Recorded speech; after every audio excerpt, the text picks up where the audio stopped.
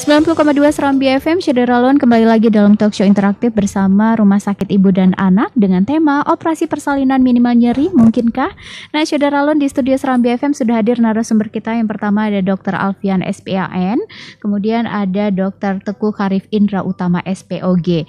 Dan untuk Anda yang ingin bergabung silakan di 0651637172 atau WhatsApp di 0811689020. Dan Anda juga bisa menyimak talk show kami via streaming di www.serambifm.com atau via Facebook di Facebook Radio Serambi FM Banda Aceh. Ya, dokter, saya ke dokter Alfian dulu nih ya. Nah, dokter Alfian dan juga dua-dua sih sebenarnya dokter Alfian sama dokter Karif. Karena saya dokter Karif. Karena saya mau tanya ini sebenarnya protokol dari operasi metode ERAX ini seperti apa sih? Ini kan karena dua-dua memang berperan sekali gitu dalam operasi metode ERAX ini selama operasi dan sesudah operasi. Silakan mungkin Dokter Alfian terlebih dahulu. Oke, Saudara Alun. Jadi persiapannya adalah sebelum masuk rumah sakit, Oke. Sebelum operasi, selama operasi dan juga setelah operasi. Ya. Sebelum admisi, artinya sebelum pasien masuk rumah sakit itu sebaiknya dilakukan konsultasi dulu. Artinya bagaimana kita mengedukasi pasien, bagaimana sih sebenarnya metode ERAX ini, apa yang kita harapkan dari si pasien, sehingga bukan hanya dari kita yang membantu untuk suksesnya, tapi juga dari dia. Seperti saya bilang tadi, nyeri itu adalah persepsi. Nah, bagaimana kita bisa membantu dia untuk menghilangkan rasa-rasa cemas, gelisah, takut, segala macam itu, sehingga dia masuk ke meja operasi itu, ke kamar operasi itu dengan perasaan senang. Ya. Itu yang pertama. Itu di bidang saya. Mungkin di bidang dokter Karif lain lagi. Di bidang anak, itu bagusnya adalah ada konsultasi tentang laktasi, pemberian ASI. Ya. Artinya golden period anak itu adalah ASI yang pertama itu, yang kolostrum itu, yang 3 hari pertama, dokter ya. 3 hari pertama itu yang menurut sebagian orang adalah susu basi. Padahal disitulah sangat banyak terkandung antibodi. Nah, tapi orang kita buang, karena warnanya agak keruh dan memang nggak putih. Iya, jadi kesannya seperti susu basi. Itu harus dibuang dulu, setelah itu baru diberikan. Padahal itulah yang paling ini. Satu. Yang kedua, seringkali di masyarakat itu ibu-ibu muda apalagi ya. Waduh dok, gimana ya saya cara menyusui? Belum lagi maaf kalau putingnya itu terdorong masuk ke dalam, bagaimana. Jadi sebenarnya itu sudah di-prepare jauh sebelum pasien ini menjalani operasi. Nah, di kita, di ibu anak itu ada yang namanya klinik laktasi, dok ya. Ya, artinya kalau memang kita sudah ini nggak bakal bisa lahir normal, maaf, seperti itu Karif bilang tadi, misalnya pasien-pasien dengan panggung sempit, yang pasti akan dioperasi. Mungkin sudah kita siapkan sebelum dia menjalani operasi, ibu ke klinik laktasi dulu, Bu. Ya, konsultasi bagaimana, apakah ada masalah, apakah putihnya tertanam ke dalam sehingga akan mengganggu proses pemberian ASI pada saat kelahiran nantinya. Oke. Terus pada masa preoperatif, jadi pasiennya sudah masuk nih. Ya, ke ruang operasi. Sudah masuk ke rumah sakit. Ya, tadi sebelum masuk. Ya, mungkin Dr. Karif ada tambahan sebelum masuk? Nggak ada. Nanti biar ditambah aja. Oke, sekarang setelah masuk rumah sakit sebelum operasi. Nah, artinya dulu puasa lama ya? Bisa berapa, Mbak? 6 jam ya? Ya, 12 jam apa 16? 6 jam ya? Ya, jadi memang 6 sampai 8 jam tergantung jenis makanannya. Kok goreng-gorengan itu 8 jam. Karena proses, kenapa sih dipuasakan gitu ya? Kan itu kan menyengsarakan pasien, tanda kutip ya. Itu tuh keamanan dia juga sih sebenarnya. Tapi itu semua operasi juga ya, dokter? Semua operasi. Artinya walaupun operasi setengah badan, kita dokter anestesi itu harus mempersiapkan suatu kondisi terjelek. Kalau selama operasi tahu-tahu terjadi trouble sehingga kita harus switch ya dari regional anestesi, kita bius setengah badan itu menjadi bius umum. Nah, jadi kondisi itu yang kadang-kadang pada saat kita switch itu yang membuat bisa terjadi muntah. Kalau lambungnya masih terisi makanan. Nah, jadi persiapannya adalah kita batasi puasanya. Misalnya makanan padat kita batasi 6 jam sebelum operasi. Jadwalnya misalnya jam 9 ya. Jam 9 jadwal operasi, jam 9 pagi, maka pasien mulai puasa jam 3. Ya, nah. Puasa total enggak. Pasien boleh minum air putih boleh. Air putih, ya benar. Air putih atau istilahnya clear liquid. Mau ini ya, kalau kita lihat tembus pandang boleh. Ya, artinya kalau tehnya masih tembus pandang boleh berarti? Boleh. Teh juga boleh. Teh boleh. Teh boleh ya. Yang jangan susu. Iya. Dikatakan juga jus tapi tanpa ampas. Jus apel ya. Jusnya udah disaring gitu ya dokter ya. Iya. Jus apel yang disaring itu boleh. disarankan malah. Disaring tapi. Jangan ampas ya. No ampas ya. Jus apel tanpa ampas dibenarkan. Masih boleh minum sampai dengan 2 jam sebelum operasi. Ya. Dan sebelum 2 jam ini yang pentingnya adalah di sini. Ibunya minum air manis. Air yang mengandung karbohidrat. Itu sebelum juga? 2 jam sebelum operasi. 2 jam sebelum air. Jadi dari jam 3 sampai jam 7 dia boleh minum air putih tapi. Ya. Dan 2 jam terakhir di jam 6:30 atau jam 7 itu si ibunya minum loading karbohidrat. Dari air gula boleh.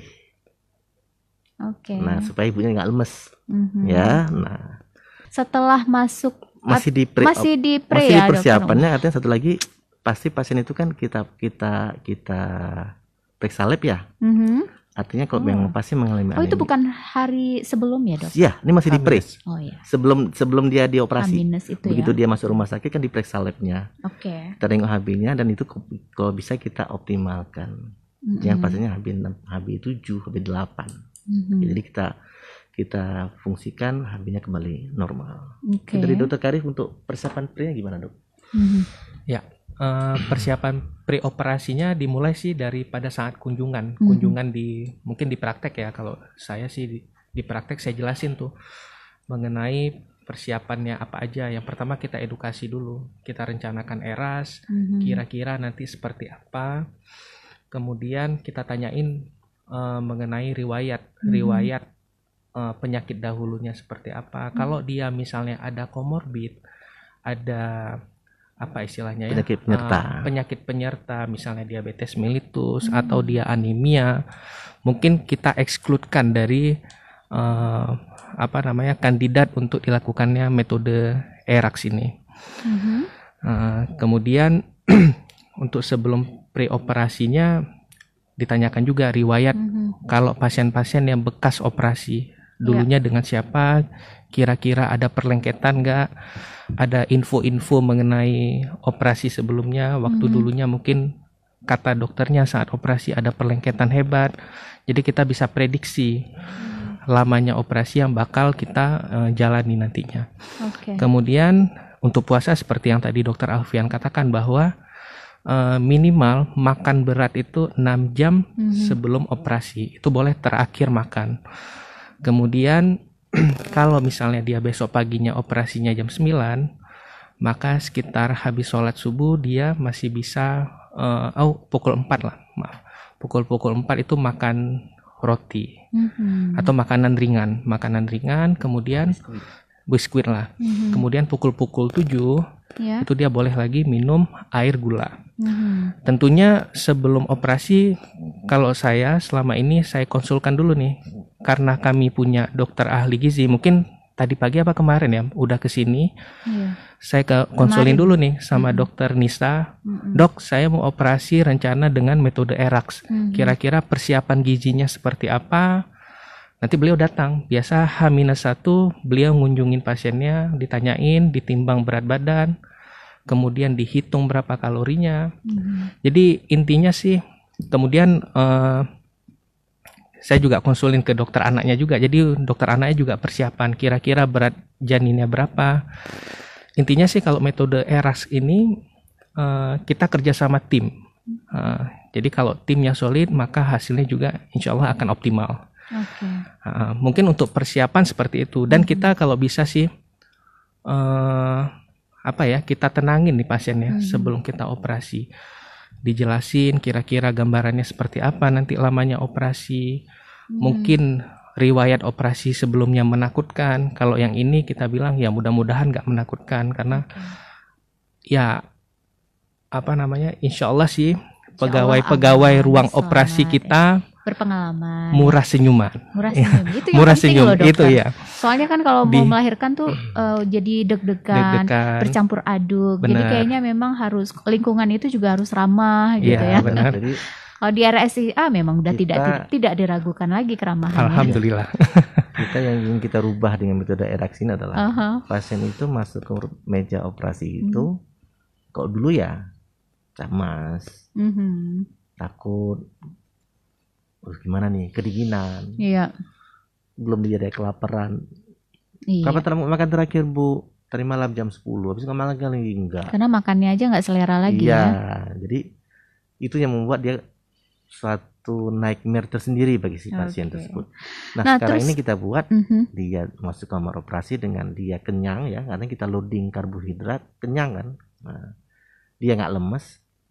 Bagi saya pun lebih aman. Kenapa? Karena dia itu kecukupan cairan dalam tubuhnya cukup, kan nggak puasa gitu. Bagi saya lebih tenang gitu. Nah, jadi memang itu yang kita ingin rubah. Dia merasa lebih senang, merasa nyaman, merasa seperti di rumah sendiri gitu. Itu yang mau kita ciptakan. Nah dokter, bukan operasi. Kalau perlu ada ini ya, ada musik klasik gitu ya. Kalau saya sih insya Allah bawa speaker sih kalau misalnya operasi. Jadi biar enjoy si pasiennya. Iya. Oke, nah dokter, pada saat melakukan anestesi ada berbeda nggak dokter anestesi untuk pasien operasi biasa dengan pasien operasi dengan metode eraksi nih? Sama aja sih sebenarnya ya. Artinya ini tadi kan kita di pre ya, ya. Ini kita masuk ke selama durante operasi. Nah artinya itu yang pertama adalah kita mencegah dia kedinginan, ya. Kita mencegah dia kedinginan, artinya kan mungkin Mbak Tia tahu ya kondisi di kamar operasi itu dingin ya. Dengan maaf pasiennya bajunya selapis begitu pasti akan menggigil ya. Nah itu menimbulkan satu pasti tidak nyaman juga. Nah jadi sebaiknya kita menjaga tubuhnya dengan dihangatkan. Apakah cairannya infus dihangatkan ya, atau kita berikan selimut. Bukan selimut sih, seperti blower ya, kayak semacam selimut yang tapi kain operasi juga gitu. Iya. Memang spesial untuk kamar operasi ya, kan harus steril gitu. Memang itu disediakan di dalam kamar operasi itu artinya kita bisa menghangatkan dia seperti aliran udara hangat. Nah, jadi membuat dia tetap tidak merasa kedinginan. Yang kedua, biasanya obat yang kita gunakan itu kita gunakan yang dosis rendah, ya, sehingga saya harap Dokter Karif nih kalau bisa nih kerja cepat nih. Ya jangan sampai efek obatnya sudah habis. Nah, jadi harapannya kenapa kita pakai yang low dose, yang dosis rendah, supaya efeknya cepat selesai. Ibunya bisa cepat mobilisasi. Nah itu yang harapan kita ya. Itu dok maksudnya dosis rendah itu cuman berapa jam aja gitu waktunya? Misalnya selama operasi itu jadi kan kita masuk sampai berapa jam nih? Ya kita memasukkan obat itu kan sisik-sisik, 2 sisik, 3 sisik gitu ya. Itu tergantung ketinggian yang ingin kita blok. Ada beda nggak dokter antara anestesi bius total dengan bius tengah? Beda. Bukan di dosisnya ya dokter, berarti bukan. Caranya jadi gitu. Obat-obatan yang digunakan berbeda. Jadi kalau bius spinal yang biasa kita kerjakan pada pasien-pasien sesar ini, itu kita bius di tulang punggung. Jadi di belakang, kita mencari di sela-sela tulang itu kita suntikan. Ya pasti jarumnya kecil. Jadi jangan ada yang bilang sakit. Iya, jadi saat saya spinal pun kadang-kadang pastinya kok gini nih. Itu karena udah denger gitu. Nah, jadi karena mendengar gosip-gosip yang nggak jelas gitu, jadi dia agak gelisah gitu. Nah, jarumnya lebih kecil dibandingkan jarum infus. Lebih kecil jarumnya. Jadi relax saja sehingga saya tidak usah ada effort untuk memasukkan jarumnya itu ya. Kalau kita pengen tergantung jenis operasinya, karena ini operasinya kandungan di bagian perut bagian bawah, saya cukup dengan yang dosis rendah saja. Kalau kita blok terlalu tinggi, bisa menyebabkan salah satu yang paling takut adalah terjadi hipotensi. Nah, Dok, itu yang menyebabkan saya ada mual dengar muntah. juga nih dokter, katanya kalau banyak minum kopi itu kita jadi kayak kebal sama obat bius, benar nggak dok? Enggak juga, saya minum kopi kok. Saya kopi lovers. Berarti nggak ngaruh ya dok ya? Saya pernah Enggak, dengar nih katanya kalau kebanyakan minum kopi, jadi kadar kafeinnya tambah, begitu dibius kayak nggak mempan gitu biusnya, jadi jadi tetap rasa sakit. Enggak ya dokternya? Nah, Kopi itu apa adalah dulu isi-isi. nih? Kopi apa dulu? Kopi Kopi mana apa ya? Kopi darat kali. Oke, saya ke dokter Karif juga nih biar kita cegah juga dia mual muntah. Jangan sampai dia mual muntah selama proses ininya. Oke, baik. Itu dia. Nah, terus untuk dari operasinya apa yang dilakukan ya dokter? Mungkin secara singkat bisa dijelaskan proses operasi ERAX ini. Iya. Jadi pada saat operasi sebenarnya nggak ada perbedaan tindakan sih yang bermakna maksudnya.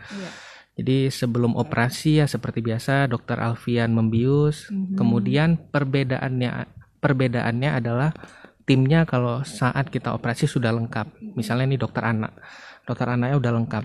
Kemudian pada saat kita lahirkan bayi itu ada yang namanya delay cord clamping. Artinya biasa kalau kita lahirkan bayi langsung kita klaim tali pusatnya, langsung kita berikan ke dokter anak untuk dilakukan pemeriksaan. Kalau ini kita delay 30 sampai 60 detik. Karena ada proses ASI ya, pemberian ASI bukan. Jadi tujuannya apa? Tujuan kita delay itu supaya aliran darah yang masih tersisa di dalam plasenta bisa masuk semuanya ke dalam aliran darah si janinnya. Jadi itu bisa mengurangi resiko anemia pada janin. Nah, setelah itu apalagi sih bedanya sama yang biasa? Kalau yang dengan yang biasa itu apa namanya? Mungkin ada yang tidak di IMD. Inisiasi menyusui dini. Kalau ini langsung di IMD. Jika bayinya sehat, tentunya kalau bayinya bagus. Kalau bayinya bagus baru bisa dilakukan IMD. Setelah itu tidak ada perbedaan sih. Cuman itu aja sih kuncinya. Terus satu lagi mungkin dokter Alfian nih yang buru-buru nih. Rif cepet, operasinya cepet ya, jangan lama-lama ya gitu. Nanti obatnya cepet habis nih gitu. Terus saya tambahkan bahwa pada saat kan dokter ceritakan tadi tentang pemberian IMD ya, inisiasi dini itu penting. Merangsang si bayi untuk segera menghisap sehingga bisa membantu juga kontraksi rahim juga bagus ya dokter Karif ya. Refleks oksitosin keluar. Jadi begitu ditutup lebih gampang. Begitu bayi lahir dikeluarkan dulu dari kamar operasi, dihangatkan, dibersihkan semua oleh dokter anaknya, diperiksa semua sudah bagus, maka tim dokter anak dan timnya masuk lagi ke dalam kamar operasi, memberitahu dokter Karif pasiennya bayinya lagi umur sekian, berat sekian. Kemudian langsung diberikan ke ibunya untuk dicoba untuk menyusui di IMD langsung di situ. Ya salah satunya juga sih mengurangi resiko perdarahan pada saat operasi. Jadi dengan diberikan inisiasi menyusu dini, maka resiko perdarahan pada saat kita operasi semakin minimal lah. Gitu. Jadi banyak sekali manfaat dari memberikan ASI di saat dini itu ya dokter ya. Terus sedikit lagi saya tambahkan bahwa dan mungkin ibu cemas nih, kok habis obat biusnya gimana ya? Pasti sakit ya? Enggak. Karena kita begitu bayi lahir obat-obat anti nyeri sudah kita berikan. Nah, jadi untuk penanganan nyerinya itu kita multimodal. Nah, artinya multimodal ini bukan cuma dengan satu jenis. Jadi kita akan memblok nyeri itu di beberapa titik. Nah, ya, jadi salah satu bisa dengan secara oral dan suntikan, dengan secara oral, atau dengan teknik yang seperti tadi pemasangan epidural itu juga bisa. Baik, tentunya nanti kita bakal tanya-tanya juga epidural itu apa sih dokter ya. Baik Saudara Lun, untuk Anda yang ingin bergabung silakan di 0651637172 atau WhatsApp di 0811689020. Kita bakal kembali lagi dalam talk show bersama Rumah Sakit Ibu dan Anak Provinsi Aceh. Namun sebelumnya kita simak dulu pesan-pesan berikut ini.